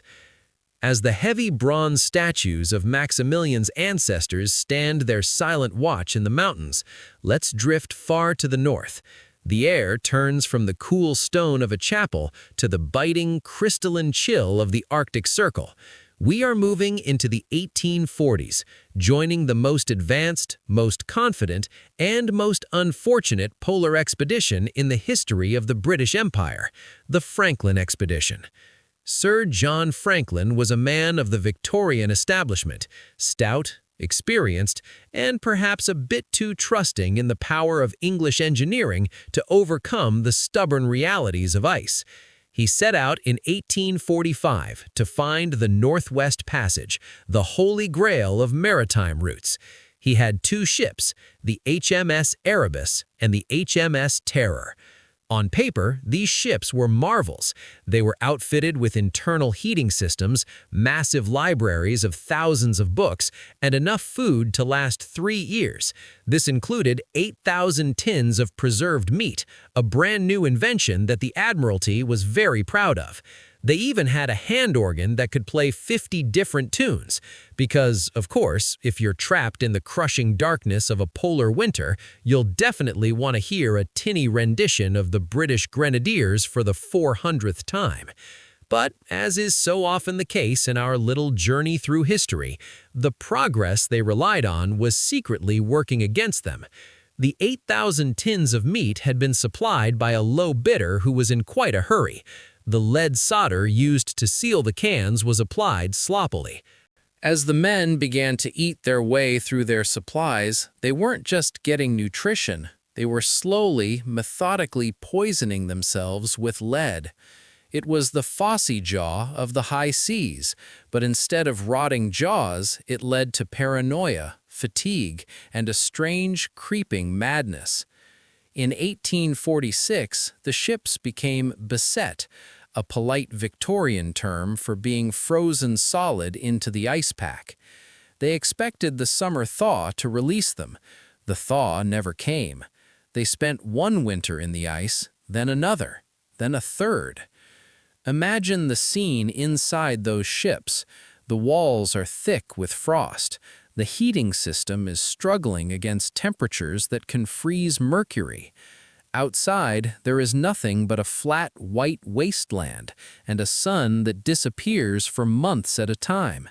And inside, a crew of men is slowly losing their minds to lead poisoning while reading Dickens by the light of a flickering whale oil lamp. Eventually, after Franklin himself died, the remaining crew made a desperate decision. They abandoned the ships and attempted to walk hundreds of miles across the ice to reach safety. This is where the story shifts from a tragedy to a bizarre, grim comedy of errors. Because of the lead-induced cognitive decline, the men made choices that seem baffling to us now. When they were found years later by search parties, it was discovered that they had been hauling massive, heavy wooden sledges across the jagged ice. But they weren't just hauling food and fuel. They were dragging necessities like silver-engraved cutlery, heavy silk handkerchiefs, brass curtain rods, and even a heavy writing desk. They were dying of scurvy and exhaustion, yet they refused to leave behind the trappings of a proper Victorian gentleman. It was as if they believed that if they could just reach a settlement and set a proper table, the Arctic would finally respect their authority and let them go. They didn't make it. The expedition vanished, leaving behind only tantalizing clues, a pile of stones here, a discarded boot there, and the haunting victory point note tucked into a cairn. For over 150 years, the Erebus and the Terror were ghosts of the North, but in a final, quiet twist of fate, the ships were finally discovered in 2014 and 2016, sitting remarkably upright on the seabed, preserved by the very cold that had destroyed their crews.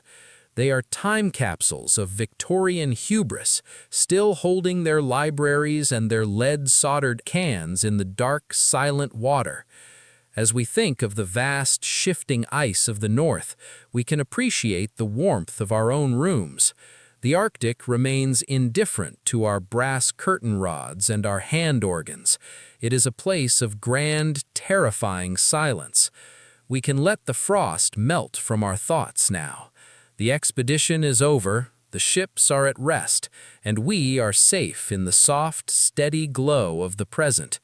The wind outside is just wind, the ice is just ice, and we are drifting into the deep, warm silence of sleep. Part 16.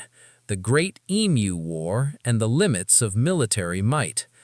As the Arctic ice closes over the hulls of the Erebus and the Terror, let's drift south, very far south, to the sun-baked plains of Western Australia in the year 1932.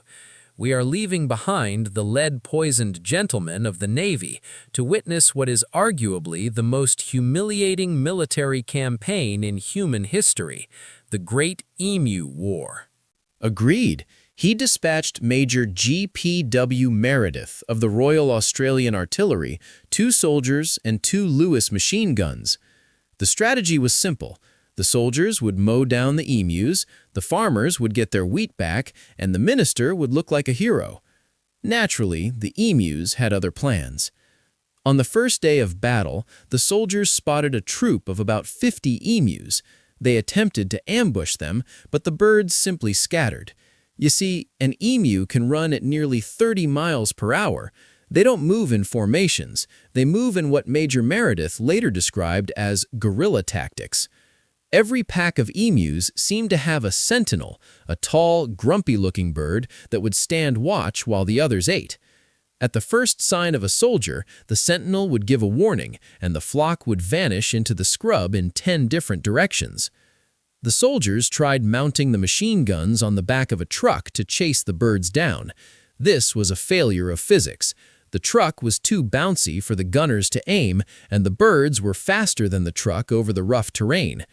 At one point, a single emu even got tangled in the steering gear, causing the truck to veer off into a fence. It was the first recorded instance of an avian kamikaze attack on a motor vehicle. After a few weeks of campaigning, the military had used nearly 10,000 rounds of ammunition. The official body count? Perhaps a few hundred birds. The emus had suffered minimal casualties, while the Australian military's dignity was in absolute tatters. Major Meredith's official report is a masterpiece of dry military frustration. He remarked, and I quote, "If we had a military division with the bullet-carrying capacity of these birds, it would face any army in the world. They can face machine guns with the invulnerability of tanks." The war was eventually called off. The emus won by sheer virtue of being too annoying to catch. The Minister of Defense was mocked in Parliament. One member asked if medals would be struck for the survivors of the Emu War, and the farmers were eventually given ammunition to deal with the problem themselves, which worked much better than a formal military parade. It's a gentle reminder that despite our grand technologies and our strategic objectives, nature has a way of simply walking around our best-laid plans. The emus didn't know they were at war. They just knew there was wheat, and they were hungry. As we think of the vast red dirt horizons of the Australian outback, we can imagine the quiet thrum-thrum of an emu's call in the twilight. They are still there, wandering the plains, completely unaware that they once defeated the Royal Australian Artillery. We can let the heat of the outback fade now. The machine guns are silent, the wheat is harvested, and we are safe in our own beds, where the only thing migrating through our minds is the soft, steady progress of a dream. The sun has set over the scrubland, the stars are bright and cold, and we are drifting into the deep, flightless peace of the night. As the dust settles on the Australian plains and the emus return to their peaceful grazing, let's drift across the Pacific to the foggy, bustling streets of San Francisco in the 1850s. We are leaving behind the monarchs of bloodlines and battlefields to meet a man who became a king simply because he decided it was a more interesting way to live. This is the story of Joshua Abraham Norton, a man who, in any other city, might have been forgotten, but in the eccentric heart of San Francisco became a legend. Norton was originally a prosperous businessman, but after a disastrous attempt to corner the rice market, an endeavor that ended with him losing his entire fortune and his sanity in one fell swoop, he disappeared for a while. When he returned to the public eye in 1859, he didn't come back as a businessman. He walked into the offices of a local newspaper and handed them a proclamation that began, "At the peremptory request and desire of a large majority of the citizens of these United States, I, Joshua Norton, declare myself Emperor of these United States." Now, in most places, he would have been escorted to the nearest asylum, but San Francisco has always had a soft spot for the theatrical. The newspaper printed the proclamation, and the citizens, with a collective dry wit, decided to go along with it. For the next 20 years, Norton I walked the streets of San Francisco in a regal, if slightly tarnished, blue military uniform with gold-plated epaulets and a beaver hat decorated with a peacock feather. He carried a cane as a scepter and was often accompanied by two stray dogs named Bummer and Lazarus, who were as famous as he was. The emperor took his duties very seriously. He patrolled the streets to ensure the sidewalks were repaired and the police were doing their jobs. He issued imperial decrees that were remarkably ahead of their time. He commanded that a bridge be built connecting San Francisco to Oakland, the very spot where the Bay Bridge stands today, and he advocated for a League of Nations decades before it was actually formed. The city treated him with a gentle, protective reverence. Restaurants would compete for the imperial patronage, allowing him to eat for free in exchange for a plaque in the window stating he had dined there. When his uniform wore out, the Board of Supervisors voted to buy him a new one using city funds. He even issued his own currency, imperial banknotes, which local shops actually accepted as legal tender. There is a particularly touching story from the 1860s, during a period of anti-Chinese riots. A mob had gathered to attack a Chinese neighborhood, and Norton reportedly placed himself between the rioters and their victims. He didn't shout or fight, he simply stood there, bowed his head, and began to recite the Lord's Prayer, until the mob, feeling a bit silly, dispersed. It was a moment of profound moral authority from a man the world deemed mad. Naturally, he had his imperial meltdowns. When a young census taker listed his occupation as emperor but forgot to mention his secondary title, Protector of Mexico, Norton was reportedly quite miffed for a week. But his life was generally one of quiet, dignified delusion. He was a monarch without a palace, a ruler without an army, and yet he was more beloved than many real kings we've discussed tonight. When he died in 1880, collapsing on a street corner, the city mourned. Over 30,000 people attended his funeral, a procession 2 miles long. The headlines simply read, "Le Roi est mort." The king is dead. Norton's story is a gentle reminder that sometimes the world is exactly what we agree it is. He was an emperor because the people of San Francisco decided a kind, eccentric man in a peacock feather was better than a harsh reality. As we think of the fog rolling in over the Golden Gate, we can imagine the emperor on his evening stroll, nodding to his subjects with a quiet, regal grace. The gold epaulets have faded, the dogs have stopped barking, and the imperial banknotes are now collector's items. We can let the bustle of old San Francisco drift away now. The streets are quiet, the rain is over, and we are safe in our own time, where we don't have to be emperors to be seen. We can simply be ourselves, drifting slowly into the soft, unburdened peace of the night. As the fog of old San Francisco lifts, we drift back across the Atlantic, over the dark, pine-covered peaks of the Bavarian Alps. We are arriving in the late 1800s to visit a man who lived his life as a tragic opera, Ludwig II of Bavaria. If Emperor Norton was a king created by the kindness of a city, Ludwig was a king who tried to build a kingdom of dreams to escape the reality of his own throne. They called him the Swan King, or more unkindly, Mad King Ludwig. He was tall, strikingly handsome in his youth, and utterly bored by the gritty business of 19th-century politics.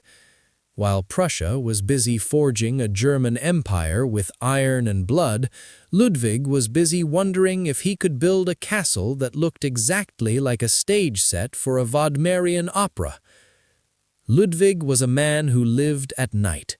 He would sleep during the day and rise as the sun set, earning him the nickname the Moon King.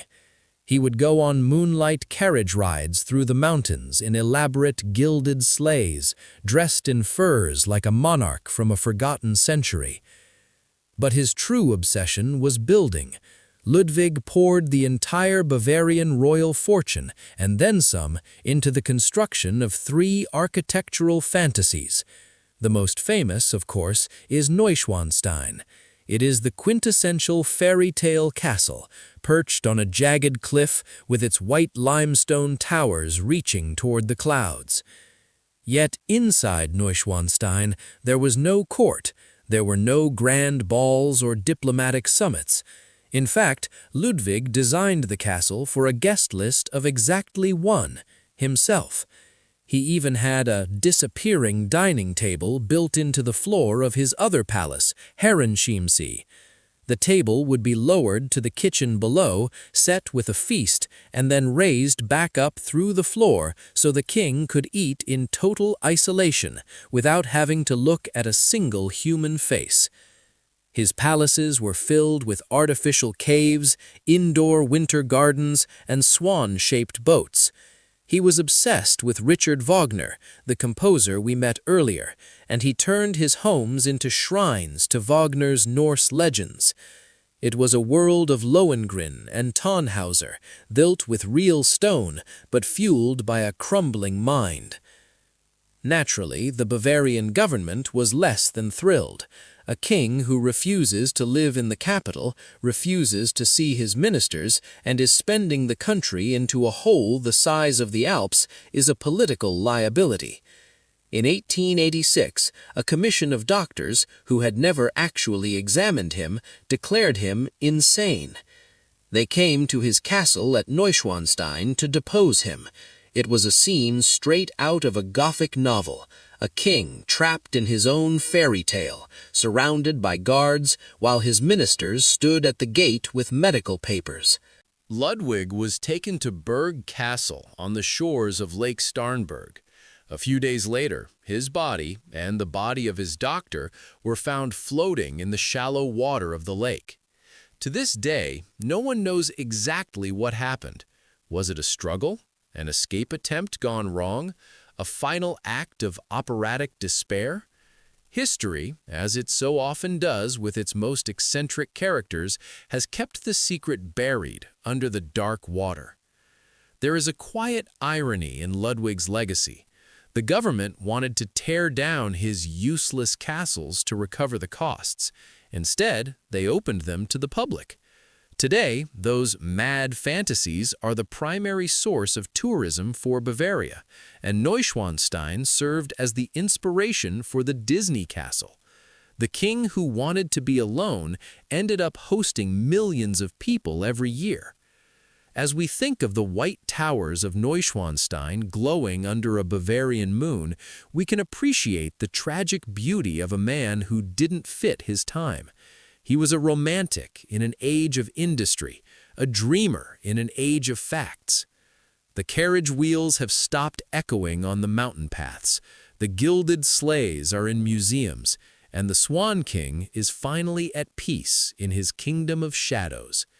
We can let the mountain air cool our thoughts as we drift away from the castles and back into the soft, unbuilt architecture of our own dreams. The night is deep, the lake is still, and we are falling into the velvet silence of the dark. Part 19. The Cadaver Synod and the Pope Who Stood Trial. As the mysterious waters of Lake Starnberg grow still and the ghost of King Ludwig fades into the Bavarian mist, we drift much further back in time. We are heading to Rome in the year 897 AD, a period of history so chaotic, so dysfunctional, and so profoundly strange that historians simply refer to it as the Saeculum Obscurum, or the Dark Age of the Papacy.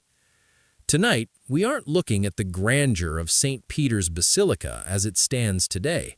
Instead, we are entering the Basilica of St. John Lateran to witness what is arguably the most macabre legal proceeding ever recorded, the Cadaver Synod.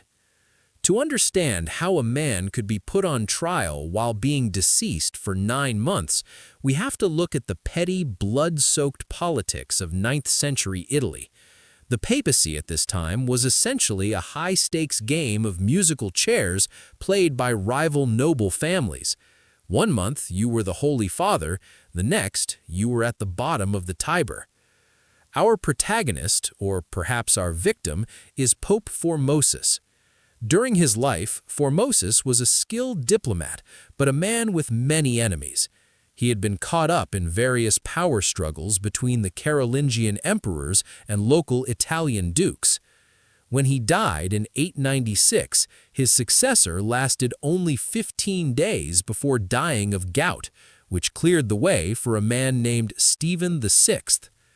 Now, Stephen VI was, let's say, a man of intense convictions and a very long memory. He belonged to a faction that loathed Formosus, but instead of simply overturning Formosus's decrees, Stephen decided that justice required a more theatrical touch. In January of 897, Stephen ordered that the body of Formosus be exhumed. The corpse, which had been in the ground for 9 months and was in a state that we might politely call unpleasant, was dressed in full pontifical robes, the mitre, the ring, the heavy silk vestments. The defendant was a ghost, and the verdict was written in the mud of the Tiber. As we think of the quiet marble tombs of Rome today, we can appreciate the stillness. The shouting has stopped. The rivalries have turned to dust. The popes and the emperors are finally, truly, at rest. We can let the shadow of the Lateran Council fade now. The river is flowing. They sat the body on a throne in the courtroom. A young deacon was appointed to stand behind the corpse to act as its voice. Whenever Stephen screamed an accusation at the dead man, asking him why he had usurped the papacy or violated church law, the deacon would whisper a defense on the corpse's behalf. Imagine the atmosphere in that room. The flickering candlelight, the heavy scent of incense trying and failing to mask the smell of decay, and the sitting pope shouting at a rotting, silent figure in a gold crown. It was a masterpiece of medieval spite. Unsurprisingly, the defense was found wanting. Formosus was found guilty on all counts. The court then performed a reverse coronation. They stripped the body of its robes, hacked off the 3 fingers of the right hand that Formosus had used to give blessings, and declared all of his ordinations and acts null and void. The body was then dragged through the streets of Rome and tossed into the Tiber River. But history has a way of turning the tables on the petty. The Roman public, who weren't exactly known for their delicate sensibilities, were nonetheless horrified by Stephen's behavior. A rumor began to spread that the body of Formosus had washed up on the banks and started performing miracles. A riot broke out, and Stephen VI was deposed, thrown into prison, and eventually strangled. A few years later, another pope had Formosus's body pulled from the river for the second time and reburied with full honors in St. Peter's. They even passed a law banning the trial of dead people, which seems like the kind of rule you shouldn't have to write down, but such were the times. The Cadaver Synod remains a staggering monument to human pettiness. It shows us that even the most sacred offices aren't immune to the strange, dark impulses of the human heart. It was a trial where the judge was mad, the quietly under bridges of Rome, and we are safe in our own time, where the dead are left to their silence. We can drift now, away from the chaos of the Dark Ages and into the soft, unjudged peace of the night. The candles are out. The city is asleep. And we are falling into the deep, merciful dark. As the dark, turbulent waters of the Tiber carry away the echoes of the Cadaver Synod, we drift back toward the gilded but claustrophobic palaces of the 19th century. We are returning to Spain, a land we visited before, but the year is now 1846. We are here to witness the wedding of Queen Isabella II, a woman whose life was a masterclass in how dynastic duty can slowly erase a human soul. Isabella became queen when she was only 3 years old. Because of the Salic law, which usually prevented women from ruling, her accession sparked a brutal civil war. Her childhood wasn't spent in gardens or schoolrooms. It was spent as a political chess piece, surrounded by ministers and generals who viewed her not as a girl, but as a signature on a decree. By the time she reached 16, the great powers of Europe, Britain, France, and Austria were obsessed with whom she would marry. It was a diplomatic crisis disguised as a romance. They didn't want a strong king to join her, but they didn't want a foreign power to gain influence either. Eventually, they settled on her double first cousin, Francisco de Assis. If you were to look at Isabella's family tree at this point, it would look less like a tree and more like a very tightly wound ball of yarn. Francisco was her cousin on both her father's and her mother's side. In the logic of the Spanish Bourbons, this was perfect. It kept the blood pure. In the logic of reality, it was a tragedy for both of them. Isabella, who was a high-spirited, somewhat robust teenager, reportedly burst into tears when she was told she had to marry Francisco. She allegedly told her mother, "Not that one, he's too much like a girl." Francisco, for his part, was a shy, delicate man who was far more interested in his collection of religious relics and his lace-trimmed handkerchiefs than in the duties of a husband or a king. The wedding night was a disaster of historical proportions. Isabella later remarked with her characteristic dry bluntness, "What can I say about a man who, on our wedding night, wore more lace than I did?" The marriage was a hollow performance. They lived in separate wings of the palace, communicating mostly through formal notes delivered by bored footmen. Yet the Spanish court required heirs. The survival of the dynasty depended on it. Over the next several years, Isabella had 12 children, though only 5 reached adulthood. Because of her public distance from Francisco, the paternity of these children was the subject of every scandalous pamphlet in Europe. The gossips of Madrid would count the days from the arrival of a new handsome guard at the palace to the birth of a royal infant. Isabella's life was a gilded prison. She was a queen who had no power, a wife who had no husband, and a mother whose children were raised by a rigid system of governesses and priests. She sought escape in excess, extravagant parties, religious fervor, and a rotating door of favorites, which only made her a target for revolutionaries. Eventually, in 1868, the people of Spain grew tired of the drama and the dysfunction. A revolution sent Isabella into exile in Paris. She left the palace not with a grand speech, but with a quiet, resigned shrug. She spent the rest of her life in a mansion in France, finally free to be the eccentric, blunt woman she had always been, away from the genetic expectations of the Spanish throne. There is a quiet sadness in Isabella's story. She was a woman born into a maze of her own DNA and her family's ambitions. She was a queen of a world that was already disappearing, a figurehead for a system that valued the purity of a bloodline over the happiness of the person carrying it. As we think of the heavy velvet-draped rooms of the royal palace in Madrid, we can imagine the silence of the long hallways.